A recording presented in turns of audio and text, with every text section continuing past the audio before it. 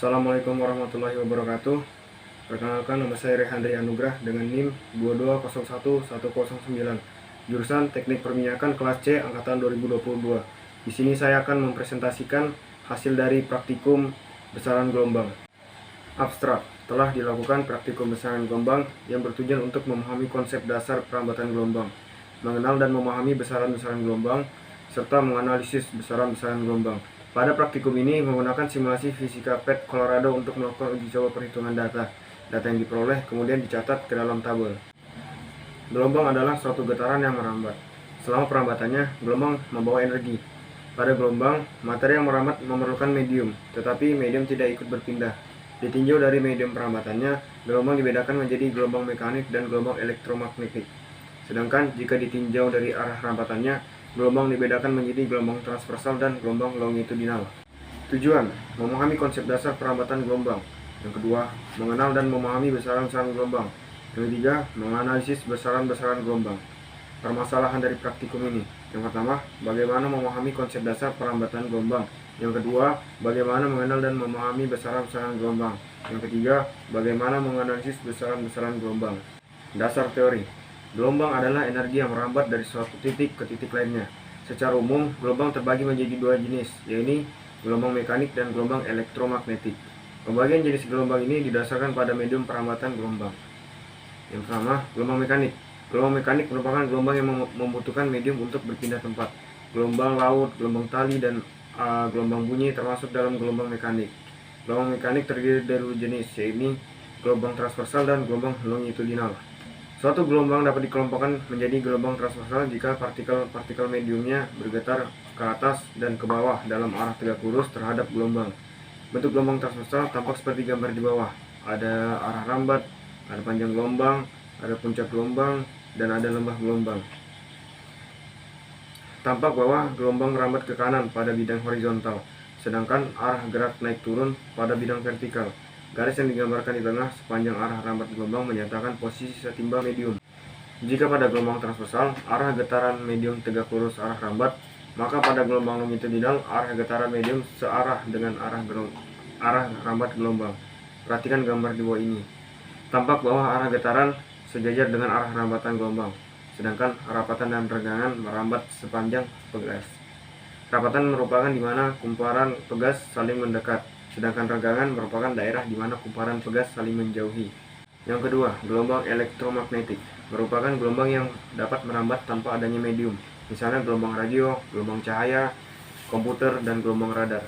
Gelombang elektromagnetik banyak disebabkan oleh barang-barang yang terbuat dari elektronika. Pada dasarnya, gelombang yang diamati dinyatakan dalam fungsi sinusoidal.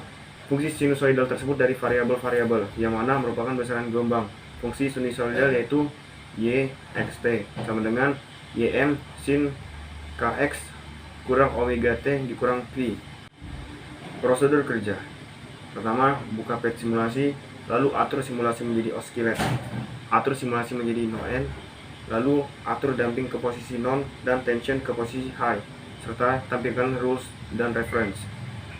Kemudian atur amplitude dan frekuensi pada simulasi. Tentukan nilai S yang terbaca pada penggaris. Hitunglah banyak gelombang yang terjadi, lalu hitung panjang gelombang yang terjadi, periode, dan cepat lambat gelombang. Oke, di sini saya akan mempraktekkan prosedur kerja dari besaran gelombang. Pertama, kita buka simulasi PET-nya dulu, lalu nah ini merupakan tampilan dari simulasi PET Colorado untuk besaran gelombang. Kemudian kita atur simulasi menjadi oscillate, atur simulasinya menjadi non, lalu terdampingnya ke non dan tension di high. Kita tampilkan rules dan reference line. Atur amplitudenya sesuai dengan amplitude dan frekuensi sesuai dari arahan dari Abstrak ya.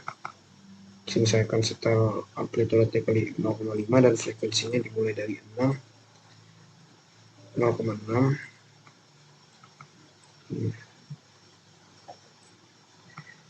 Di sini untuk kita menentukan berapa gelombangnya kita hentikan dulu, kita pause dulu ya.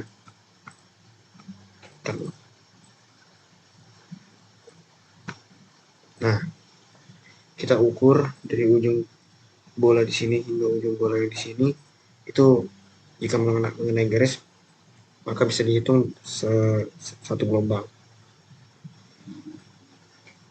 Hitung berapa banyak gelombangnya, kemudian nanti datanya diolah, dan berikutlah cara menggunakan simulasi PET Colorado untuk besaran gelombang. Sensor data dan pembahasan. Ada beberapa rumus yang digunakan untuk mencari data di sini.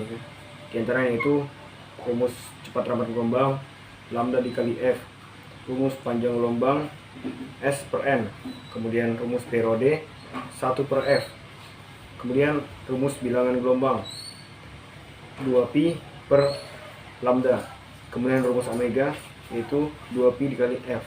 Berdasarkan pada tabel data perhitungan dan grafik di sini dapat disimpulkan yang pertama, hubungan antara panjang gelombang dengan frekuensi yaitu semakin besar panjang gelombang maka akan semakin kecil frekuensinya. Hal itu terbukti pada kurva grafik hubungan antara panjang gelombang dengan frekuensi yang semakin menurun ketika panjang gelombang semakin besar. Kemudian hubungan antara periode dengan panjang gelombang yaitu semakin besar periode pada gelombang maka akan semakin besar panjang gelombang. Terbukti dari kurva grafik antara periode dengan panjang gelombang yang semakin naik ketika periode pada gelombang semakin besar. Lalu yang terakhir, segala sesuatu yang dihubungkan dengan cepat rambat gelombang tidak mengalami perubahan atau bisa dibilang tidak berhubungan terhadap cepat rambat gelombang. Terbukti dari kurva grafik frekuensi, panjang gelombang, dan periode yang dihubungkan dengan cepat rambat gelombang semakin besar segala sesuatu yang dihubungkan dengan cepat rambat gelombang maka nilai dari cepat rambat gelombang akan tetap sama sehingga kurva grafiknya datar. Kesimpulan dari percobaan yang telah dilakukan diperoleh kesimpulan sebagai berikut. Yang pertama, hubungan antara besaran gelombang ada yang dapat dipengaruhi dan ada yang tidak. Yang tidak dapat dipengaruhi yaitu segala besaran gelombang yang dihubungkan dengan cepat rambat gelombang atau V. Yang kedua, besar gelombang yang dihubungkan dan dapat dipengaruhi yaitu besaran gelombang yang dihubungkan selain dengan cepat rambat gelombang. Pada percobaan kali ini contohnya dihubungkan dengan panjang gelombang. Yang ketiga, data dari besaran gelombang kemudian dimasukkan ke dalam fungsi sinusoidal sesuai dengan perhitungan yang telah diperoleh. Saran, setelah melakukan praktikum besaran gelombang secara langsung, saran yang dapat saya ajukan dalam lingkup praktikum ini yaitu yang pertama, memahami keseluruhan materi yang akan dipraktikumkan sebelum dilaksanakannya kegiatan praktikum.